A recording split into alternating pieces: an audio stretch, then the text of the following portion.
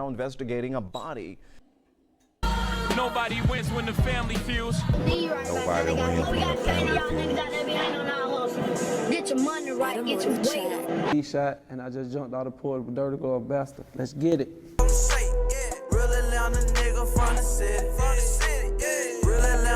Atlanta, police found a man's body along Booker Avenue in southwest Atlanta.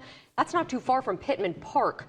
Police are now working to find a suspect and a motive. Police are now investigating a body found inside of a burning car. Off camera, they told me the fire started as early as 2 in the morning when many were asleep. Some say they woke up to a loud boom, but here's the thing.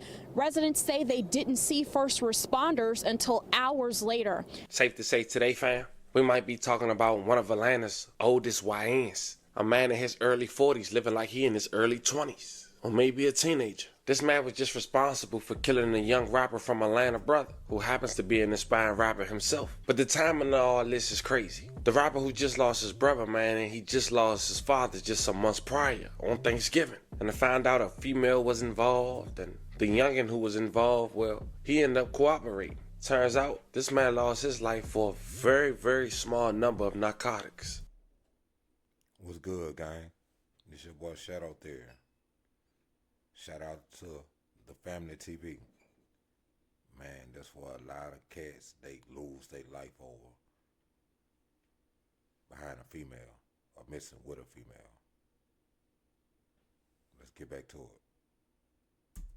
But what's even more crazy about this story is that this old YN from Atlanta, Georgia, was on a run for murder when he did this one. Now, in the last 48 hours, as mentioned, this perpetrator has been exposed to the world. But it come after the rapper was set to drop a revitalizing track on an album who we'll later discuss of the one and only Metro Boomin that was just released today. It's bittersweet to know the perpetrator arrested for your brother murder and you drop a track dedicated to him, revamping your career. Today we go over this story, pay our respects to those who lost their life, go over the details in chronological order. But before we go over this one, I want you guys to remember, I don't give you no angle, I just give you the story. So with that being said, make sure you like, comment, and subscribe. We'll jump right to it. In the early 2010s, it would seem like Atlanta had a chokehold in the rap game. You had those like Pee Wee Longway, the Migos, 21 Savage, Bankroll Fresh, and many more. Now, another name that would come to mind to some people would be Jose Guapo, a Atlanta native who exploded on the scene with his breakout single Run It Up, featuring Takeoff from the Migos, May He Rest in Peace, and YFN Lucci back in 2015. Niggas is one.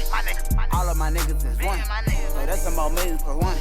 So that's some more millions plus one. Jose Guapo at that point wasn't new to the rap scene. At 15 years old, he would join a rap group called Rich Kids, which formed in the A in 2008 and signed to Columbia Records 4 years later. When the group disassembled, he went solo and continued to work, pushing and navigating his way through not only the obstacles in the music industry, but life overall. Growing up, Jose Guapo thought he had lost his dad to the system. After knowing at a very early age his dad was sentenced to life in jail, in a story that we once covered. I'll leave the link in the bio for those who want to check it out. Unfortunately, his dad was released. As mentioned, I went over that story in the bio, and he was able to spend 2 decades on this earth post-conviction as a free man. Now, Jose Guapo, dad had 11 children, in whom most all was close to each other. But unfortunately for Jose Guapo and his 10 other siblings, their dad was found dead last Thanksgiving in 2024. Atlanta police said Thursday at around 3 a.m., officers responded to a report of a person shot on the 1100 block of Booker Avenue Southwest. When they arrived, officers said they found the 52-year-old man with a gunshot wound.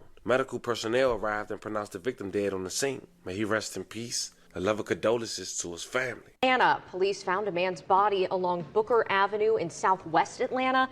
That's not too far from Pittman Park. Police are now working to find a suspect and a motive. Man, this story is about the oldest YN. Well, I'm the junior. I'm Markel Carter Jr.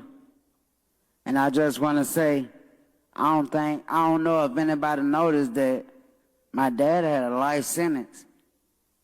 So he had a murder drop to a manslaughter and was able to come home off of that case. And we shared 20 years with him. So he felt like that was good to go to a funeral to talk about his dad being incarcerated. Then on a murder charge that's been dropped. Tell me what you think about that. Drop the comments down below. Behind that case, we was told a life sentence. We didn't know we was gonna see our daddy again or not. So just to have that blessing of them 20 years, I really appreciate that. And also, what was brought to my attention is that he did his job as far as his kids. He did what every father want to do.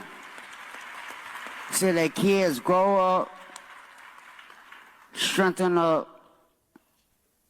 and start their own family and blossom.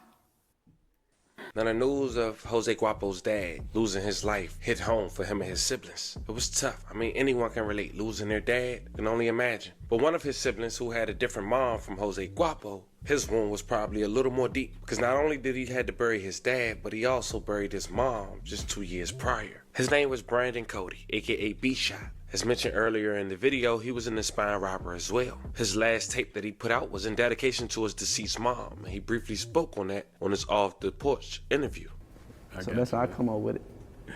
All right, so got the new tape Choices out, Yes, man. sir. So first off, just explain that title. Choices, man. I came up with choices, man, because, you know, like, life is about the choices, what you make.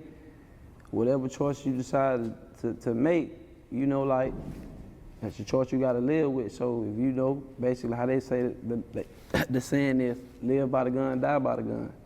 So if you're a person that be living by the gun, you die by the gun. A hustler is a hustler. Whatever choice you decide to make. That's how I came up with it. Okay. Yeah, you said this is dedicated to your mom, Yeah, your grandmother, and your uncle, too. Yeah. I lost all them around the same time, so I basically dedicated the mixtape to them. Yeah. Yeah, because I lost them, all them around the same time. So what type of emotions did you go through while recording this project then? I went through all the emotions, honestly. Ups, the downs, the times in the studio just sitting there by myself, the tears, the pain, like everything, like in that booth. But like I said, I try to stay motivated. So I always think about them. I know they'll want me to keep going. You know what I mean? Don't want me to give up. So it was many times I basically wanted to give up. Like I was saying, I ain't want to do music because going through that, taking them losses back to back, you know, I'm taking losses on the head, like back to back. So I came up with it. Sometimes I just stay in there and I just get that drive, that motivation. They'll just come back to me like to keep going. Something telling me to keep going. So when I step back in that booth, I go hard, I lay it down,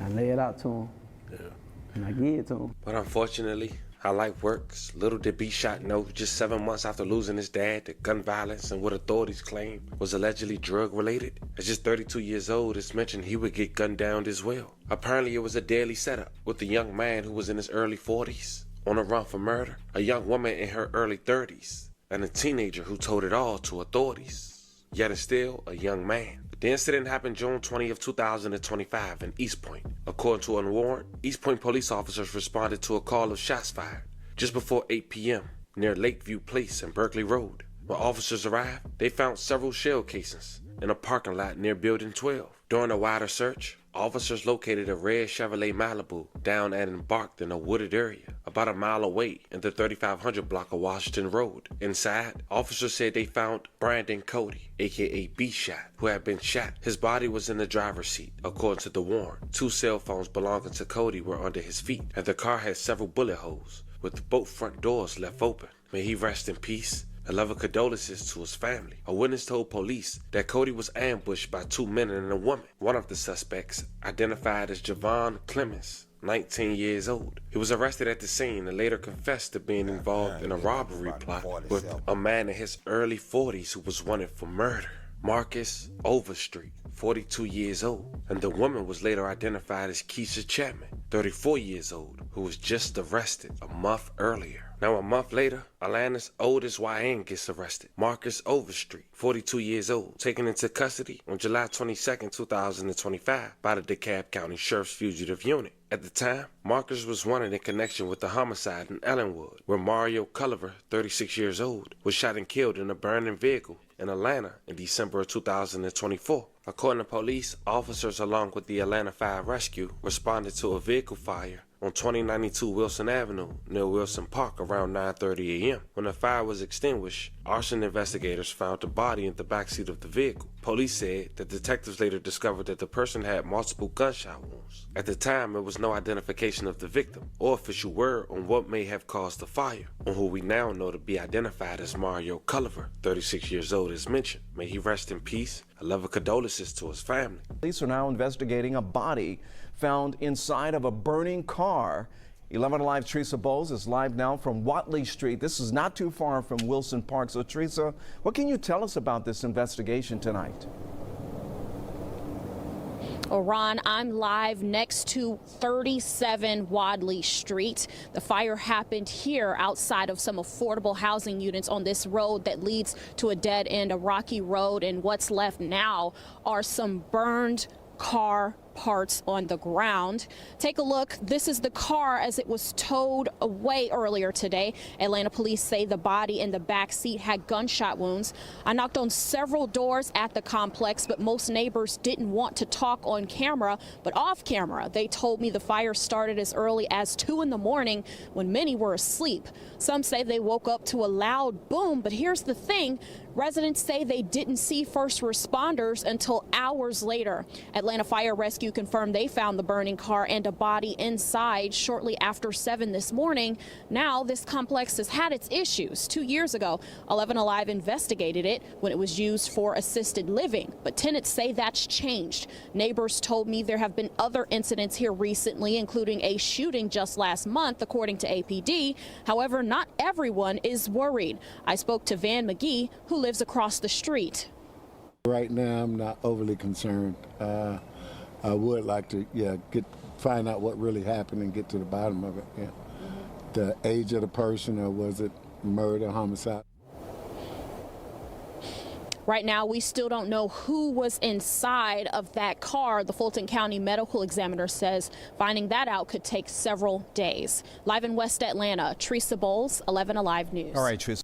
And when Marcus got arrested almost 6 months later, after Mario lost his life, it's still unclear on why Mario lost his life. But when it came to Brandon Cody, it was later confirmed in Marcus' arrest report that Cody allegedly lost his life over $500 worth of pills. Now, the arrest in Marcus was released to the public via the local news in Atlanta within the last 24 hours of me doing this video. It was bittersweet for Jose Guapo, because at that time he didn't know. Yet and still he was releasing a track, Still Turn, Forever Be Shot, released on Metro Boomin futuristic summer album that was. Shout out Metro Boomin. Boomin once a month, nigga. Released the same time frame as the local news for the perpetrator who killed Jose Guapo's brother. When they found me, I was turned. Did my first song when I was 15 and it worked. Now, Jose Guapo went to Instagram to vent a little when it came to B Shot. He wrote, "Even when it was broke, my brother B Shot was always there." It's crazy, man. Every victim in this story, we do want to say rest in peace and love and condolences to you guys' families once again. We send 11 prayers for everyone who was affected by this story. So know this man, Jose Guapo, lost his dad and his brother just months apart to similar situations over similar circumstances. It's crazy. I'm sending 11 prayers to his entire family. But there you have it, fam. This was the story of really one of Atlanta's oldest YNs doing murders, being on the run, committing more murders, all to be told on by a teenager. Over $500 worth of pills? Let me know how you guys feel about this one in the comments. Don't forget to like and subscribe. And today, That's your boy Shadow there. Drop your comments down below if you like this video. Hit that like and subscribe button. And I'm out.